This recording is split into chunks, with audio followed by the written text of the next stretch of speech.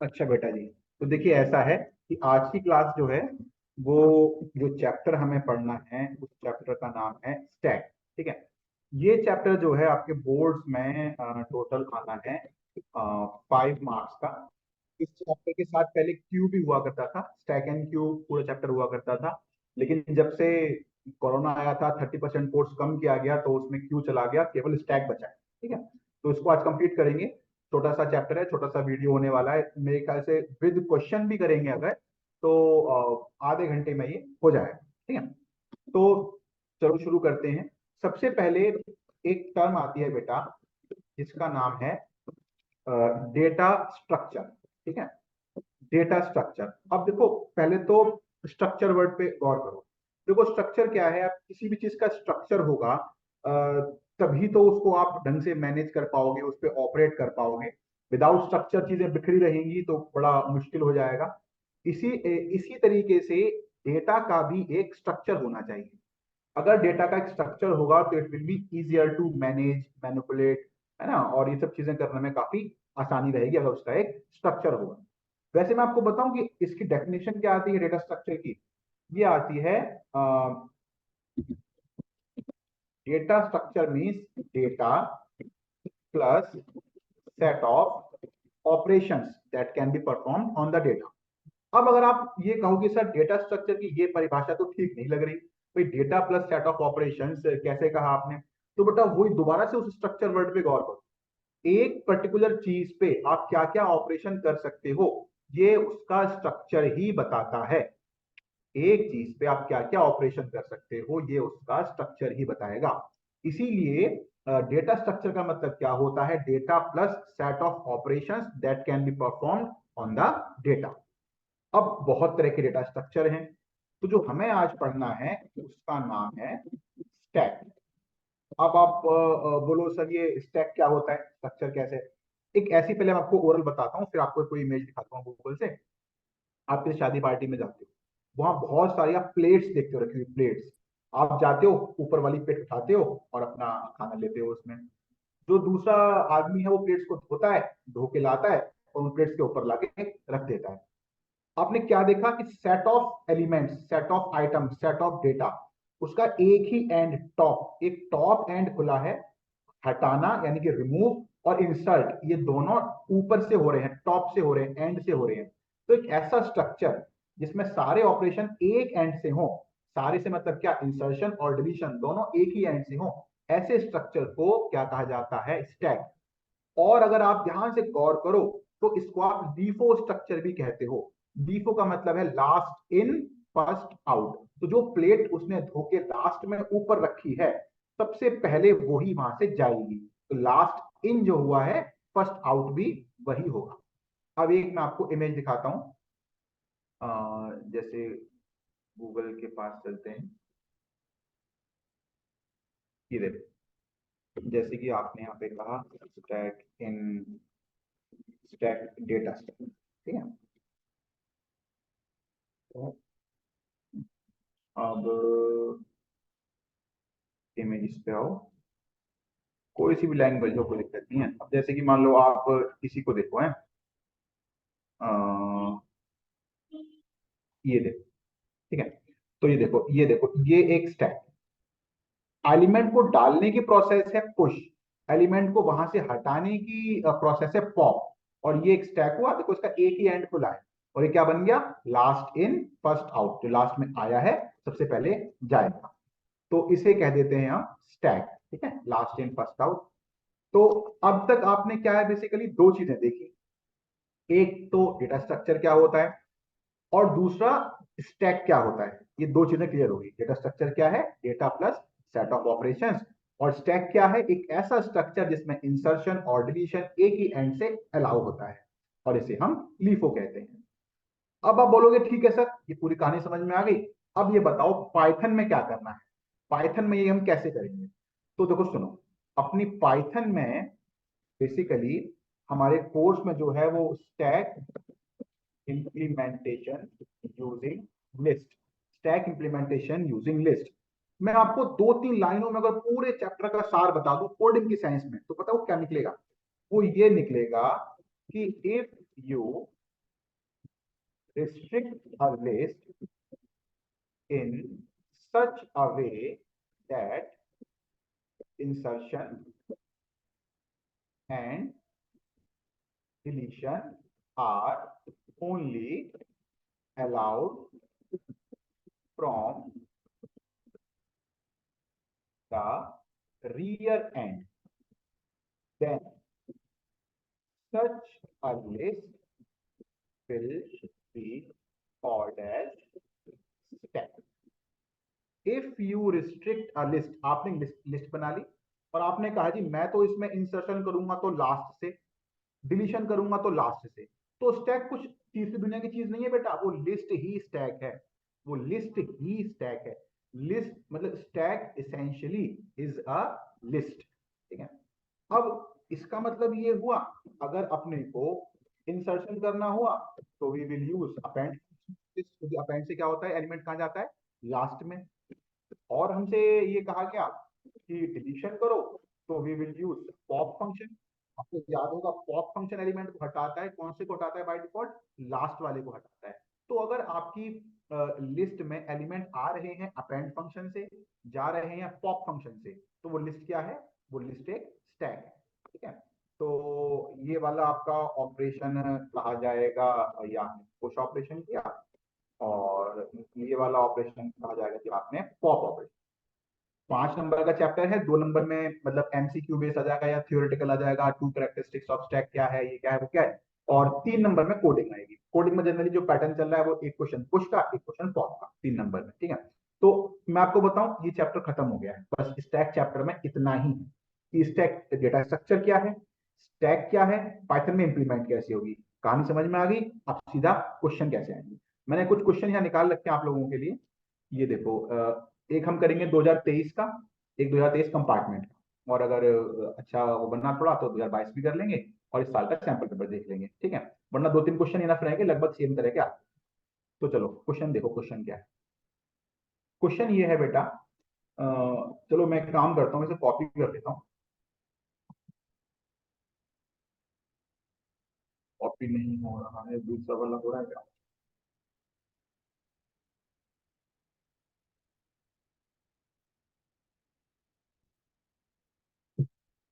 चलो फिर मैं काम करता हूँ, मैं इसको ही रिसाइज करके ना क्वेश्चन साइड में,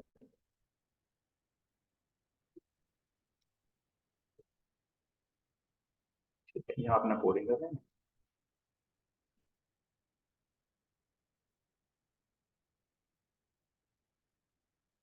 हाँ ये ठीक रहेगा। पढ़ो बेटा क्वेश्चन क्या है, और यहाँ मैं साइड में फिर इसका आंसर। पहले क्वेश्चन पढ़ते हैं। क्वेश्चन ये है कि अ लिस्ट, ठीक है,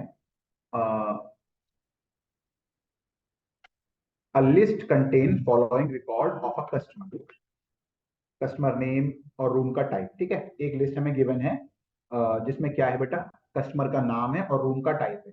कस्टमर का नाम कहाँ है, 0 इंडेक्स पे, और रूम का टाइप कहाँ है, 1 इंडेक्स पे। Now write the following user defined function to perform given operations on the stack name hotel। एक होटल नाम की स्टैक बनाओ और उन पे ये दो फंक्शन करके दिखाओ। पहला, to push customer name of those customers who are staying in deluxe room type, यानी कि जिनका ये रूम टाइप डिलक्स हो, रूम टाइप डिलक्स हो, ठीक है। तो रूम टाइप डिलक्स यानी कि हम लिस्ट का 1 इंडेक्स चेक कर लेंगे, 0 पे तो नेम है, 1 पे टाइप है। और जब पहले आप कर लो तो फिर एक पॉप कस्टमर नाम से फंक्शन बनाओ जो पॉप करेगा name of customer from the stack and display them. And जब स्टैक खत्म हो जाए तो डिस्प्ले करना है अंडर, ठीक है। तो चलो कैसे करेंगे, यानी कि देखो हर क्वेश्चन में एक ही पैटर्न चलेगा, ध्यान रखना। हर क्वेश्चन में पता है क्या, एक एग्जिस्टिंग डेटा होगा, वहां से डेटा कहीं जाएगा, जहां जाएगा वो हमेशा एक लिस्ट ही होगी जिसको आप स्टैक बोलोगे। लेकिन जहां से आएगा वो एक टपल भी हो सकती है, वो एक लिस्ट भी हो सकती है, वो एक डिक्शनरी भी हो सकती है। तो कहीं से आएगा, कहीं पे जाएगा, किसी कंडीशन के बेस पे। जैसा मैंने कहा जहां से आएगा वो क्या होगा, वो कुछ भी हो सकता है, यूजर से इनपुट करा के भी हो सकता है, टपल भी हो सकता है, लिस्ट भी हो सकता है, डिक्शनरी भी हो सकता है। लेकिन जहां जाएगा वो फिक्स है, वो हमेशा ही एक लिस्ट यानी कि स्टैक होगी। तो चलो इसे करते हैं। अब यहाँ एग्जैक्टली बोला नहीं है कि जो एग्जिस्टिंग डेटा है वो लिस्ट ऑफ लिस्ट है कि सिंगल लिस्ट है, आर्ग्यूमेंट में आएगा नहीं आएगा, ये क्लैरिटी नहीं है क्वेश्चन में, तो हम क्या मान के चलते हैं कि भैया लिस्ट ऑफ लिस्ट है। जैसे कि आप कस्टमर का नाम देख रहे हो ना, जो आप कस्टमर का यहाँ पे ये डेटा देख रहे हो, कस्टमर नेम और रूम टाइप, ये एक लिस्ट है। कस्टमर नेम और रूम टाइप एक लिस्ट है। एक कस्टमर नाम की लिस्ट मान लेंगे जिसमें बहुत सारी ऐसी लिस्ट है, तो हम क्या मानेंगे बेटा, कस्टमर नाम की एक list of list, nested list है जिसके अंदर ऐसी बहुत सारी लिस्ट हैं। एक एक करके उनको पढ़ेंगे, जहां जहां रूम का टाइप डीलक्स होगा उसको स्टैक में इंसर्ट करेंगे। ठीक है, तो सुनो, तो आपने क्या किया, आपने कहा डेफ पुश कस्टमर, और ये आपने कस्टमर नाम की एक एग्जिस्टिंग डेटा को सपोज किया, मान लिया कि इसमें लिस्ट ऑफ लिस्ट है जिसमें एग्जिस्टिंग डेटा है। अब आपने एक होटल नाम की एक आपने ये कह लो कि स्टैक बना ली या कह लो कि लिस्ट बना ली। ठीक है, अब आपने क्या किया, एग्जिस्टिंग डेटा को स्कैन किया, कैसे कि फॉर डेटा, या चलो फॉर लिस्ट कर लेते हैं, फॉर लिस्ट इन कस्टमर। अब लिस्ट में एक लिस्ट आ गई, अब उसका रूम टाइप वन इंडेक्स पे है, तो अगर इस लिस्ट के वन पे यानी कि जो रूम टाइप है वो इक्वल इक्वल टू डिलक्स, अगर ऐसा हो तो क्या करना है, तो पुश द नेम्स, तो उनके नाम लेके और होटल में डालना है, केवल नाम लेके यानी कि जीरो इंडेक्स है। तो आपने क्या कहा, होटल डॉट अपेंड, और क्या अपेंड कर दिया, लिस्ट का जीरो। ठीक है, लिस्ट का जीरो। बेटा ये आपका क्वेश्चन खत्म हो गया। देखो फिर क्या था कि to push the customer name, तो पुश मतलब अपेंड, हम क्या कर रहे हैं, लिस्ट का जीरो, लिस्ट के जीरो पे क्या है, कस्टमर का नाम ही तो है, तो we are pushing the customer names of those customer who are staying in deluxe room. तो देखो इफ लिस्ट का वन इज डिलक्स, अब वन पे क्या था, रूम का टाइप था, और ये लिस्ट कहां से आई, कस्टमर में से आई। कस्टमर क्या है, हमने एग्जिस्टिंग माना, इसमें बहुत सारा डेटा है जो लिस्ट ऑफ लिस्ट के फॉर्मेट। अगले क्वेश्चन पे आओ बेटा। अब पॉप, सारा डेटा पॉप करो और सब कुछ डिस्प्ले कर दो।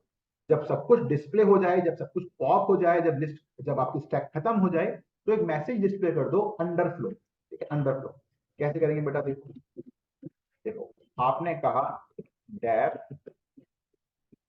पॉप कस्टमर, ठीक है, और फिर आपने क्या किया, यहाँ भी वो हाँ, इसके बारे में आपको बताता हूँ। अब क्या है, अब देखो बेटा ऐसा है, अब होटल नाम की जो हमने ऊपर वाले क्वेश्चन में स्टैक बनाई है, उसमें से ही पॉप कर करके डिस्प्ले करना है।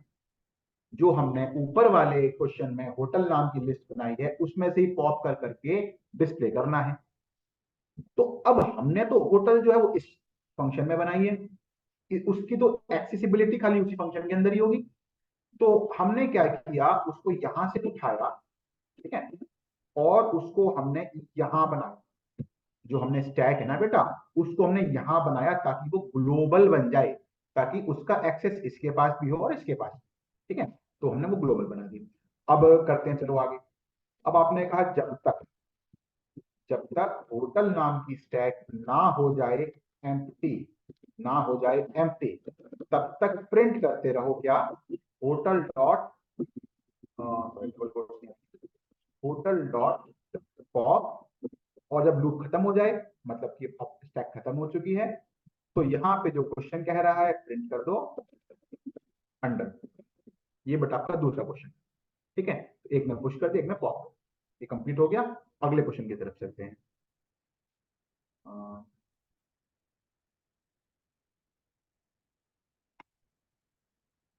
ये भी बेटा मैं आपको पढ़वा देता हूँ, ठीक है, आप लोग पढ़ लो, एग्जैक्टली सेम क्वेश्चन है ये।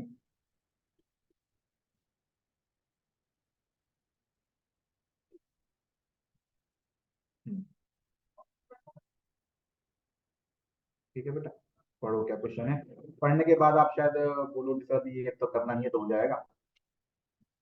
देखो, ये कंपार्टमेंट का है, लास्ट ईयर, ठीक है। List contain following record. देखो जैसे वहां पे वो था ना आपका कस्टमर नेम और रूम टाइप, यहाँ पे कोर्स नेम, फीस और ड्यूरेशन, ये एग्जिस्टिंग लिस्ट आ गई। अब एक पुश एलिमेंट नाम का फंक्शन बनाओ, जो क्या करेगा, कोर्स नेम, फीस और ड्यूरेशन, यानी कि पूरी की पूरी लिस्ट वो पुश कर देगा जहां पे फीस इससे ज्यादा है, 1 लाख से ज्यादा है। तो आपको क्या करना है, आपको क्या करना है, देखो आपको सेम ये बनाना है। यह जो आपने होटल बनाया था उसका नाम यूनिव हो गया, यूनिवर्सिटी शायद बोलना चाह रहे हो, तो यूनिव हो गया। डेफ पुश कस्टमर है, वो डेफ पुश एलिमेंट हो गया। यहाँ आपने कस्टमर लिया था, यहाँ आप कोर्स नाम से ले लेना, वही फॉर लिस्ट इन कोर्स। फिर इफ लिस्ट का वन यानी कि fees is greater than 1 lakh, तो होटल डॉट अपेंड यही list, hotel dot append LST, बस क्वेश्चन खत्म। फिर ये आ गया पॉप एलिमेंट, तो यही आप कर देना पॉप एलिमेंट, वाइल होटल की जगह वो यूनिव और यूनिव डॉट पॉप और बाद में अंडर।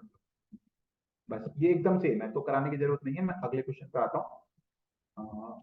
ये है बेटा 2022 का, ठीक है। इस क्वेश्चन को देखो, ये अलग कर लेते हैं, ये ऐसे क्वेश्चन आते हैं। कैसे करेंगे देखो, क्या क्वेश्चन है बेटा कि right the definition of a user defined function push 3_5n which accepts a list of integer in parameter n, यानी कि जो हम ये डेफ पुश 35 बनाएंगे जो इसमें n है, ये एक लिस्ट होगी, and pushes all those integer which are divisible by 3 or 5 from n into a list name only 3 5। यानी कि जैसे आपने यहाँ होटल बनाया था, यहाँ आपने बना दिया ओनली 3 और 5। अब इस लिस्ट के अंदर इस n में से वो सब नंबर अपेंड कर दो जो या तो 3 से डिविजिबल हो या 5 से। तो देखो नाम क्या देना है, पुश 3 5, तो ये पुश यहां से आपने कर दिया पुश 3_5। कस्टमर वाला तो इस बार क्वेश्चन नहीं कहा है कि एग्जिस्टिंग है, तो n हो गया उसका नाम। यहां आपने बोल दिया कि for num in data. If क्या आ गया बेटा, इफ आ गया कि if this num remainder 3 equal equal 0 और नम रिमाइंडर 5 इक्वल इक्वल 0, मतलब 3 से डिविजिबल हो या 5 से डिविजिबल हो, तो आपने उस ओनली 3 5 वाली में अपेंड कर दिया क्या बेटा, उस नंबर, ठीक है। क्या कह रहे थे देखो, वो एक एन नाम की, वो जो बार बार कह रहा हूं आपसे, एक एग्जिस्टिंग होगी, एक में जाएगी, इसमें सब कुछ स्कैन करो, जो क्वेश्चन में का है वो इफ लगाओ, वो ट्रू हो जाए तो इसमें अपेंड कर दो, बस खत्म। सब में यही पैटर्न चल रहा है। तो आपने क्या किया, आपने एग्जिस्टिंग बना ली, एक आपने फंक्शन बनाया जो क्वेश्चन कह रहा था, एन हो गई एग्जिस्टिंग, एक आपने लूप लगाया, अगर वो 3 से या 5 से डिविजिबल है तो आपने उसको नंबर को अपेंड कर, क्वेश्चन खत्म। आगे देखते हैं। आगे है write a program in Python to input 5 integer into a list named num.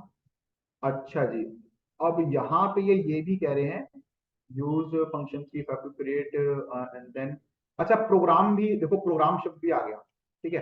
Programme से मतलब होता है जो किसी फंक्शन का हिस्सा नहीं होता, आउटसाइड एनी फंक्शन। तो अब कैसे करेंगे write a program to input, देखो तो आपने क्या किया, आपने एक जो क्वेश्चन कह रहा है नम नाम की लिस्ट बनाई to input 5 integer into a list, तो अब आपने एम्प्टी लिस्ट ले ली और आपने एक लूप लगा दिया। चलो 5 जब कह रहा है तो इवैल से भी कर सकते हो, मैं लूप से कर देता हूँ। और यहाँ पे आपने आइटम इक्वल टू, क्योंकि इंटीजर टाइप का ही होगा, आपने इनपुट करा लिया और नम वाली में आपने अपेंड कर दिया जैसे उस आइटम। ये प्रोग्राम वाली बात हो गई, ठीक है। अब आगे क्या है, the program should then use this push 3 5 to create the stack of only 3 5। यानी कि वो कह रहा है बेसिकली से कॉल करो ऊपर पुश 3 5।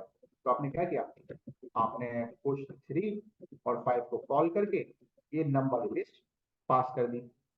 अच्छा, the program should then use, ये तो हो गया, the thereafter pop each integer from the list and display the popped value, फिर वही कि the list is empty then display this message. तो आपने क्या किया, अब आपने यही मान लो कहीं बना लो, एक आपने यहाँ पे पॉप नाम की फंक्शन बनाया, पॉप एलिमेंट, और फिर आपने उसमें क्या किया, वही जब तक only 3 5 is not equal to null तक वो खत्म ना हो जाए, तो आपने प्रिंट कर दिया ओनली 3 5 डॉट पॉप, और फिर आपने बाहर आके प्रिंट कर दिया अंडर। अब हम इसको रन करके भी देख सकते हैं, क्योंकि ये तो कंप्लीट प्रोग्राम है, खाली फंक्शन नहीं है, तो रन भी करेगा। तो एक बार क्वेश्चन फिर पढ़ देता हूं मैं। क्वेश्चन क्या था बेटा, देखो अगर मैं प्रॉपर क्वेश्चन शुरू करूं तो इस क्वेश्चन इनको थोड़ा गलत तरीके से शुरू किया है, पहले यहाँ से शुरू करना चाहिए था। ठीक है, तो ये क्वेश्चन ऐसे बन रहा है कि सबसे पहले भैया आपको एक नम नाम की लिस्ट बनानी है जिसमें 5 इंटीजर हैं। तो हमने कहा ठीक है जी, ये रही नम नाम की लिस्ट, और 5 नंबर, ये 5 बार लूप चला, 5 नंबर यूजर से हमने एक्सेप्ट किए और हमने उस लिस्ट को बना दिया। पहला क्वेश्चन तो ये हुआ। अब जो आपने लिस्ट बनाई है, जो क्वेश्चन कह रहा है, जो आपने लिस्ट बनाई है उसे आप इस फंक्शन को पास करो। अब उसमें से क्या करो, सारे नंबर स्कैन करो, जो नंबर भी आपको 3 से या 5 से डिविजिबल मिले उस नंबर को आप इस स्टैक में अपेंड करा दो। तो हमने कहा ठीक है जी। जब हमने इसको हमने इनपुट कराया लिस्ट को, फिर हमने पुश फंक्शन को कॉल किया, और उस पुश फंक्शन ने ये जो काम कहा गया था ये कर दिया। अब वो कह रहे हैं एक फंक्शन और बनाओ पॉप एलिमेंट नाम का, जो क्या करेगा, जो पूरी की पूरी लिस्ट को पॉप करके डिस्प्ले कर देगा। जब लिस्ट खत्म हो जाए तो आ जाएगा लिखा हुआ अंडरफ्लो। हमने कहा ये लो पॉप एलिमेंट, और जब तक वो खत्म ना हो जाए पॉप करते रहो, डिस्प्ले करते रहो, और जब खत्म हो जाए तो अंडरफ्लो। अब वैसे तो क्वेश्चन ही खत्म हो गया है, उन्होंने कहा नहीं है पॉप कॉल करने के लिए, बट हम यहाँ तक पहुंच गए हैं, तो क्यों ना पॉप करके एक बार आउटपुट भी देख ही लेते हैं कि क्या आउटपुट आ रहा है इसका। पॉप एलिमेंट, ठीक है, अब रन करते हैं। 3 और 5, तो एक काम करते हैं, देखो एक नंबर तुमने डाल दिया 7, एक डाल दिया 10, एक डाल दिया 6, एक डाल दिया 17, एक डाल दिया 20। अच्छा डेटा मैंने कुछ नाम गलत दिया कहीं पे, ये बताइए है ना, ये नाम पिछले क्वेश्चन पे। तो देखो दोबारा, ठीक है, 5 एलिमेंट 7, 10, 6, 20, 20। तो देखो क्या हुआ, ये एग्जिस्टिंग थी, लेकिन अगर आप स्टैक को देखो तो उसमें केवल 20, 6 और 10 आया, क्योंकि 20 5 से डिविजिबल है, 6 3 से डिविजिबल है, और 10 फिर 5 से डिविजिबल है। तो pop and display, pop and display ये हो गया, और जब सब कुछ हो गया तो क्या लिखा हुआ आ गया, अंडरफ्लो। ठीक है, ये आपका आउटपुट आ गया। अब आपको एक बात ध्यान रखनी है कि जो ये लाइन थी राइट अ प्रोग्राम, ये बहुत रेयर देखने को मिलती है। जब देखने को मिलेगी तभी आपको ये वाला करना है, अदरवाइज बहुत कम चांस है कि ऐसा हो। अदरवाइज आपका क्वेश्चन बस इतना होता है, एक स्टैक बनती है, एक पुश बनता है, एक पॉप। पुश वाले में आप एलिमेंट्स को पुश कर देते हो एक कंडीशन के बेस पे जो क्वेश्चन में ये बनाएगी, और पॉप वाले में आप डिस्प्ले कर देते हो पॉप। तो बेटा ये आपका स्टैक चैप्टर है, और अब आप लोग जो है उसको पढ़ लेना, और क्वेश्चंस और इस बार के सैंपल पेपर के उनको भी कर लेना, और कुछ समझ में ना आए तो आप उनको पूछ लेना। ठीक है, मैं रिकॉर्डिंग बंद करके एग्जिट